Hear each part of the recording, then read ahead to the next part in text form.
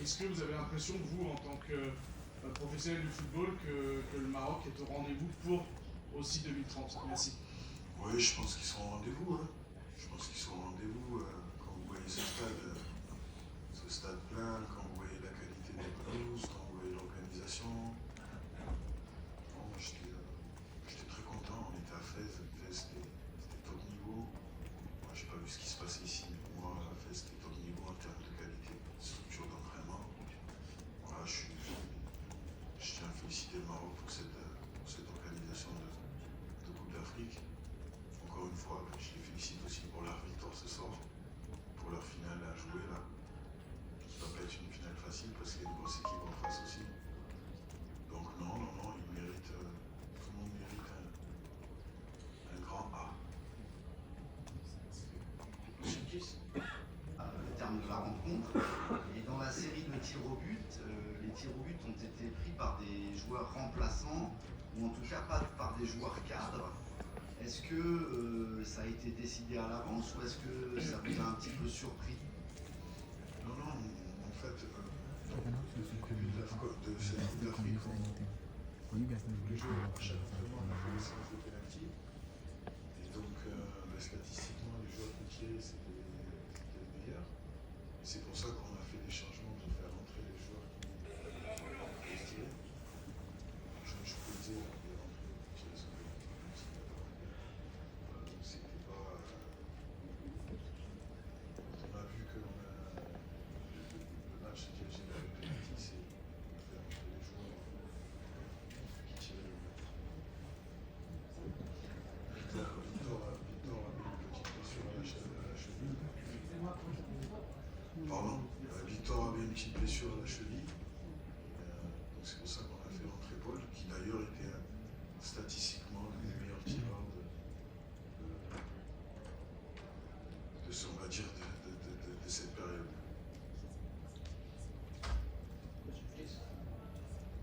Hi, Coach. Good evening. Joy Ojabri, Liberty TV, Nigeria. My question is, before this game, your team had scored 14 goals, and we went into this game 120 minutes. Team was unable to break that defense of the Moroccans. What did you think went wrong today? Was it the atmosphere or the officiating? No,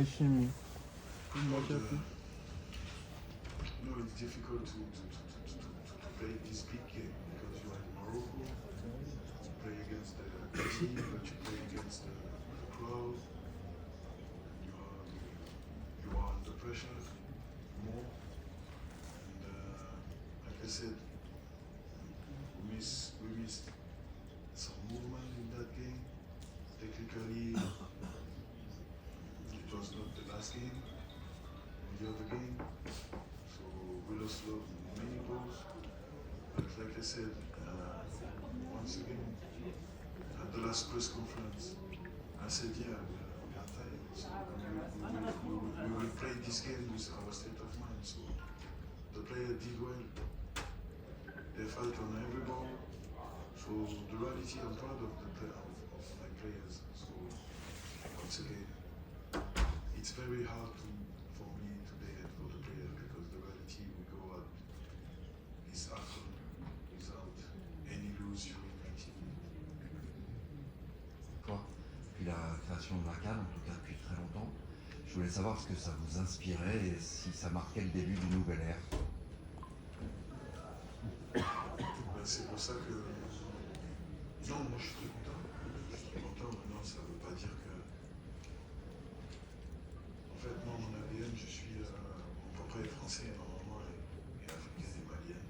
Et je suis né en Côte d'Ivoire. Et aujourd'hui, j'entraîne au Nigeria. Donc, aujourd'hui, tout le monde a droit à sa chance. Qu'il soit blanc, noir, jaune. Et aujourd'hui, les entraîneurs africains ont la chance de prouver ce qu'ils veulent. Il y a des expériences. En tant qu'ancien joueur, il y a des expériences en tant qu'entraîneur. Moi, je suis fier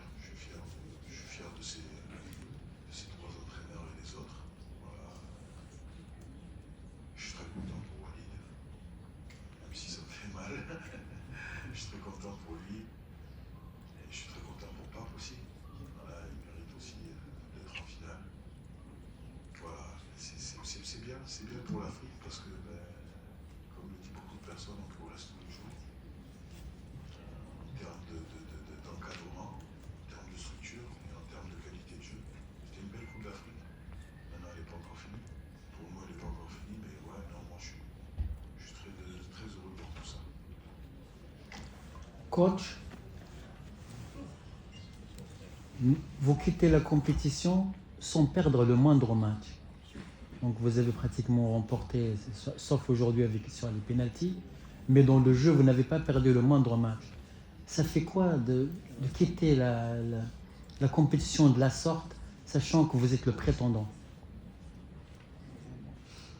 Ça fait mal. Ça fait mal. On a perdu ce soir. On avait de grandes ambitions. Il y avait une grosse qualité de jeu. Il y avait une qualité de jeu spectaculaire. Encore une fois, je suis fier de ce qu'ils ont fait pendant ce tournoi. Mériter plus. Maintenant, c'est comme ça, c'est le football. Il y a un gagnant et un perdant. Ils vont en finale. Voilà. Sur un plan personnel, je ne sais pas dire que je progresse, mais j'ai fait un quart, maintenant je suis en demi. Et Dieu me donnera la chance d'aller en finale et de remporter une CAN. Maintenant, voilà, je suis déçu pour le Nigeria. Je suis déçu pour les supporters, pour les fans. J'aurais aimé leur apporter, j'aurais aimé aller à l'Écosse et à Abuja avec le trophée de la Coupe d'Afrique. J'espère que ce pays va en gagner une autre parce que c'est un grand pays avec des grands joueurs. Et puis voilà. Last question, please. Bonsoir, coach. En face de vous. Quel sentiment vous avez? J'ai un problème avec les pays hôtes. Non, écoutez, si je peux revenir sur la CAN 2023, voilà, on a perdu contre une grosse équipe à Côte d'Ivoire qui s'est arrachée avec son état d'esprit. Et puis là, on perd contre une équipe du Maroc qui est très impressionnante. Voilà. Et puis pays hôte, ce que ça comporte en termes d'environnement. J'ai pas de chance parce que je tombe contre les pays hôtes, mais bon, sinon non. Ça me permet d'être plus ambitieux, de continuer à progresser, d'essayer de voir comment dans les prochaines CAN, si je rencontre des pays hôtes, comment je vais aborder ces matchs. Mais encore une fois, voilà, j'ai une chose à dire quand même très importante pour moi. Les joueurs se sont bien battus, ils ont bien bossé et je suis fier d'eux. Est-ce que vous avez l'impression, vous, en tant que professionnel du football, que le Maroc est au rendez-vous pour aussi 2030? Merci. Oui, je pense qu'ils sont au rendez-vous. Hein. Je pense qu'ils sont au rendez-vous. Quand vous voyez ce stade plein, quand vous voyez la qualité des pelouses, quand vous voyez l'organisation. Bon, j'étais très content. On était à Fès. Fès, c'était top niveau. Moi, j'ai pas vu ce qui se passait ici, mais pour moi, Fès, c'était top niveau en termes de qualité, de structure d'entraînement. Voilà, je tiens à féliciter le Maroc pour cette organisation de Coupe d'Afrique. Encore une fois, je les félicite aussi pour leur victoire ce soir, pour leur finale à jouer là. Qui ne va pas être une finale facile parce qu'il y a une grosse équipe en face aussi. Donc non, ils méritent, tout le monde mérite un grand A. Depuis la création de la CAN, en tout cas depuis très longtemps, je voulais savoir ce que ça vous inspirait et si ça marquait le début d'une nouvelle ère. C'est pour ça que... Non, moi je suis très content. Je suis très content. Maintenant, ça ne veut pas dire que... En fait, moi, mon ADN, mon papa est français, ma maman est africaine et malienne. Et je suis né en Côte d'Ivoire. Et aujourd'hui, j'entraîne au Nigeria. Donc, aujourd'hui, tout le monde a droit à sa chance. Qu'ils soient blancs, noirs, jaunes. Et aujourd'hui, les entraîneurs africains ont la chance de prouver ce qu'ils veulent. Il y a des expériences.